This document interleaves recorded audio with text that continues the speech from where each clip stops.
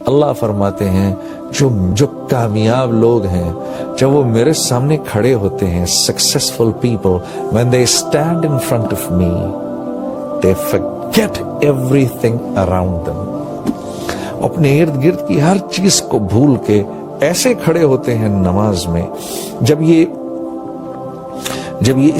علماء کرام فرماتے ہیں جب یہ آیت اتری تو اللہ کے نبی صلی اللہ علیہ وسلم، یہ تو عربی زبان میں تھی، صحابہ کرام کے پوچھنے پر جب آپ نے صحابہ کو سمجھایا کہ اس سے مراد کیا ہے، ہاتھ باندھ کے، نظر نیچی، دل کا پیالہ خالی، اس میں سوائے اللہ کی محبت کے کچھ نہ ہو، نماز پڑھنے کو دل کر رہا ہو، ایک بڑے بادشاہ کے سامنے کھڑے ہونے کی کیفیت ہو، خالق و مالک اپنے محسن کے سامنے کھڑے ہونے کی ایک کیفیت ہو، اس کیفیت سے کھڑا ہونا خشوع خضوع ہے.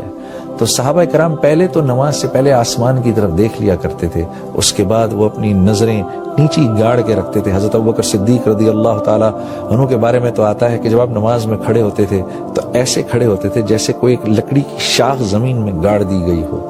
اس ادب و احترام سے نماز میں کھڑے ہوا کرتے تھے. تو الذین هم فی صلاتهم خاشعون، صحابہ کرام کا یہ شعار تھا. اس کے بعد کہ جیسے اللہ کے نبی صلی اللہ علیہ وسلم فرماتے تھے نا کہ میری آنکھوں کی ٹھنڈک نماز میں ہے، تو صحابہ کرام بھی اپنے دل کے پیالے کو خالی کر کے نماز میں کھڑے ہوا کرتے تھے.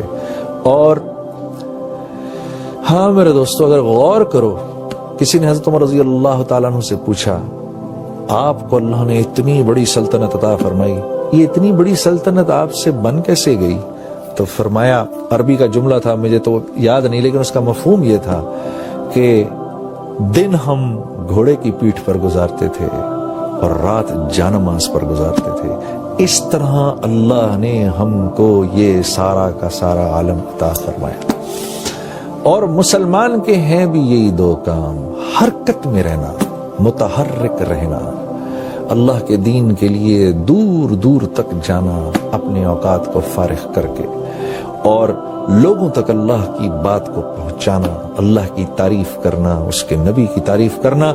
دن میں ان لک فی النہار سبحا طویلا، اللہ رب العزت ہمارے نبی صلی اللہ علیہ وسلم کے بارے میں فرما رہے ہیں کہ اے میرے نبی، صبح آپ لوگوں کے سمندر میں تیر رہے ہوتے ہیں. جب اللہ یہ کہیں تو سوچو اللہ کے نبی کیسے لوگوں کے پاس جایا کرتے ہوں گے، کیسے لوگوں کے، اے میرے نبی دن بھر آپ لوگوں کے سمندر میں تیر رہے ہوتے ہیں، لوگوں تک اللہ کی بات پہنچا رہے ہیں. تو یہ کام ہے ہمارا.